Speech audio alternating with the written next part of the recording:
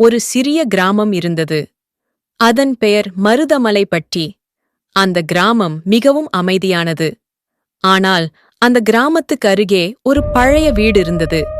அந்த வீட்டைப் பற்றி எல்லோரும் ஒரு மாதிரி சொல்லுவாங்க. அது பேய் வீடு, இரவில் அந்த பக்கம் போகக்கூடாது. அப்படி போனவர்கள் மறுநாள் உடல்நலம் பாதிக்கப்பட்டனர். ஏனெனில் முன்பு அந்த வீட்டில் மாலதி என்ற ஒரு இளம்பெண் தனியாக வாழ்ந்தாள். அவள் மிகவும் நல்ல குணமுடையவள். எல்லோருக்கும் உதவி செய்வாள். ஆனால் ஒரு நாள் திடீரென அவள் மரணமடைந்து விட்டாள். அதற்குப் பிறகு அந்த வீடு பூட்டப்பட்டே இருந்தது. ஒரு நாள் அந்த கிராமத்திற்கு அருண் என்ற இளைஞன் வந்தான். அவன் நகரத்திலிருந்து வந்தவன். அவன் அந்த பழைய வீட்டை வாங்கி அங்கேயே தங்க முடிவு செய்தான். கிராமத்தினர் அவனை எச்சரித்தார்கள். அங்கே பேய் இருக்கு தம்பி, நீங்க அந்த வீட்டுக்கு போகாதீங்க. ஆனால் அருண் சிரிச்சிட்டு பேய் எல்லாம் இல்லை, அது மனிதர்களின் பயம்தான் என்று சொன்னான். பின்னர் அவன் அந்த வீட்டுக்கு குடிபோனான். முதலில் வீட்டை சுத்தம் செய்தான். இரவானது. பயணக்களைப்பு தூங்கச் சென்றான். இரவு 12 மணி. வீட்டில் ஒரு சத்தம். Thought thought. அருண் மெதுவாக எழுந்தான். சத்தம் நின்றது. அவன் மீண்டும் தூங்க முயற்சி செய்தான். அடுத்த நாளும் இவ்வாறே நடந்தது. அருண் பயப்படவில்லை. மறுநாள் இரவு 12 மணி இருக்கும். அருணின் அருகில் இருந்த தண்ணீர் போத்தல் டோப் என்று கீழே விழுந்தது. அருண் உடனே எழுந்து யாரு என்றான். ஒரு மெதுவான குரல். என்னையா கேக்கிற?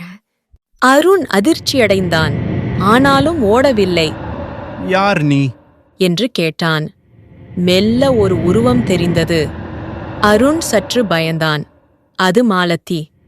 அவள் பேய் மாதிரி இருந்தாலும் முகத்தில் கோபம் இல்லை, ஒரு சோகம்தான் இருந்தது.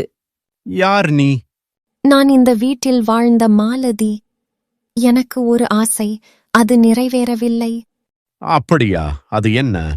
நான் இந்த கிராமத்தில் உள்ள எல்லா குழந்தைகளும் படிக்க ஒரு பள்ளிக்கூடம் கட்ட நினைத்தேன். ஆனால் சிலர் என்னை ஏமாற்றி என் பணத்தை எடுத்துட்டாங்க. அதனால் நான் மனவேதனையில் இறந்தேன். என் ஆசை நிறைவேறல. அதனால்தான் நான் இங்கு இருந்து போக முடியல என்று கூறி அழுதாள். அருண் சற்று அமைதியாக இருந்தான். பின்னர் சொன்னான், நான் உங்க ஆசையை நிறைவேற்றுகிறேன். நீ உண்மையாகவா சொல்கிறாய்? ஆம், நான் இங்கு ஒரு பள்ளிக்கூடம் கட்டுகிறேன் என்றான். மாலதி மகிழ்ச்சியடைந்தாள். அடுத்த நாள் முதல் அருண் அந்த கிராமத்தில் வேலையை ஆரம்பித்தான். கிராம மக்களிடம் பேசினான். குழந்தைகளுக்காக ஒரு சிறிய பள்ளிக்கூடம் கட்ட ஆரம்பித்தான். இதை முதலில் யாரும் நம்பவில்லை. ஆனால் மெதுவாக எல்லோரும் உதவ ஆரம்பித்தார்கள். சில மாதங்களில் ஒரு அழகான பள்ளிக்கூடம் உருவானது. குழந்தைகள் சிரித்து விளையாடினார்கள். அந்த நாள் இரவு அருண் மீண்டும் அந்த வீட்டில் இருந்தான். மாலதி மீண்டும் வந்தாள். இந்த முறை அவள் முகத்தில் சோகமில்லை, மகிழ்ச்சி.